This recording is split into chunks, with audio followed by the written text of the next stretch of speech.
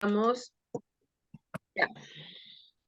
Bueno, el día de hoy vamos a hablar qué es el conflicto armado en Colombia. Sus inicios empiezan con una guerra asimétrica desde 1960 hasta la actualidad. ¿Qué antecedentes y causas directas? Empieza desde la etapa conocida como la violencia. Esta empieza desde los partidos políticos, tanto liberal y conservador, en 1928 y 1958. ¿Cuáles son sus principales actores?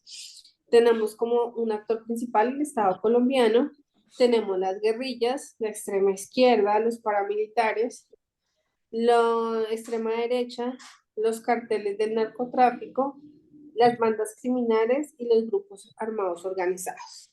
Basándonos en esto, vamos a mirar los 8 mecanismos desde el punto de vista de Bandura. ¿Cómo se justifica o se valida una acción violenta o perjudicial para un beneficio propio?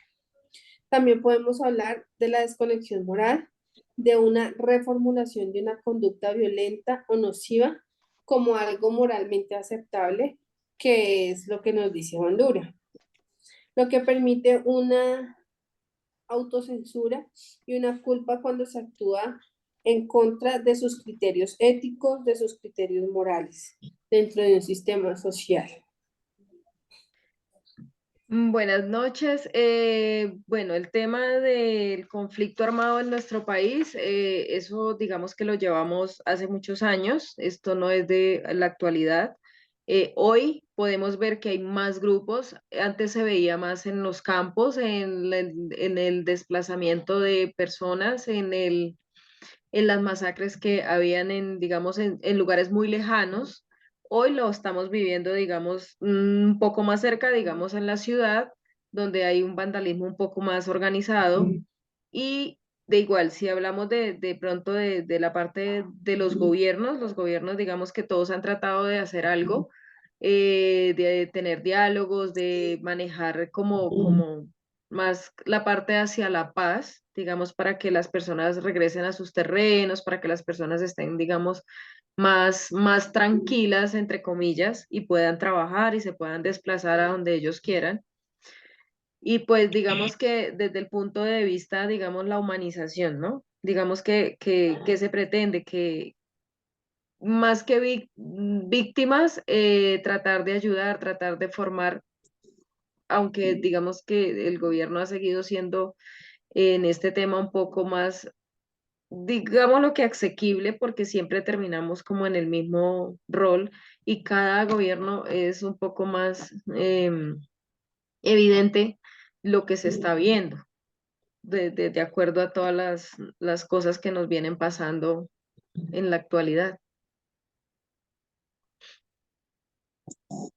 Sí, compañera, digamos que por aportar con esta temática y también relacionándolo con Bandura, pues hablar que, digamos, por ejemplo, los falsos positivos en Colombia, a lo que nos referimos, digamos que eran los casos en los que los miembros del ejército, pues, eh, estaban cometiendo ejecuciones extrajudiciales, ¿no?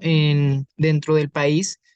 Y como les dije anteriormente, relacionándolo con Bandura, podemos hablar en primer punto, digamos, del desplazamiento de la responsabilidad, ¿no?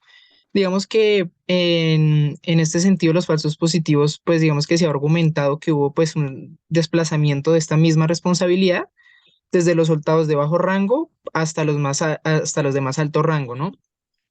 Y estos soldados, digamos que en cierta forma podrían argumentar que estaban siguiendo órdenes de sus superiores y pues digamos que esto los podría eximir de las responsabilidades que se les debería atribuir de cierta forma, ¿no? Digamos que por otra parte también podemos hablar de la difusión de la responsabilidad. En este mismo caso, digamos que varios soldados y pues digamos que estos a menudo estaban involucrados en los secuestros, en los asesinatos, pues digamos de estos inocentes civiles, digamos que la difusión de esta responsabilidad podría llevar a que los individuos se sientan menos culpables al pensar que no son los únicos responsables y que están siguiendo simplemente órdenes. De cierta forma, digamos que victimizándose pues por los actos cometidos. Y por otro lado, también tenemos la distorsión de las consecuencias.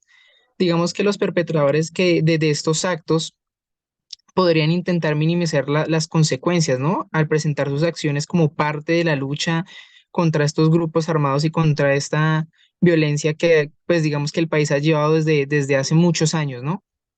Sí. Eso diría que son puntos importantes que podemos relacionar digamos que con la ideología de Bandura.